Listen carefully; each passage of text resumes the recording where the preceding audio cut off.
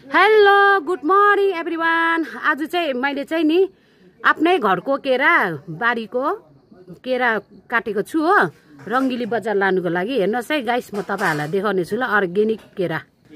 इस हेर्नुहोस् है, आमा यो चाहिँ आफ्नै घरको कोठे बारीको है, यो चाहिँ काबुली केरा हो, अर्ग्यानिक। अन्त हेर्नुहोस् है गाइस, यहाँ चाहिँ एकदम काटेर रेडी हो।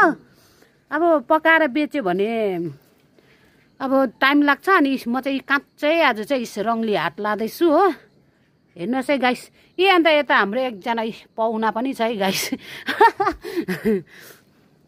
हेर्नुहोस् है, देख्नुभयो होला तपाईँहरूलाई कस्तो लाग्यो हाम्रो कोठेबारीको अर्ग्यानिक काबुली केरा। यसको काबुली केरा यो चाहिँ एकदम ठुलो ठुलो ठुलो हुने। हेर्नुहोस् है गाइस, तपाईँहरूलाई मन पर्यो भने चाहिँ एक लाइक है।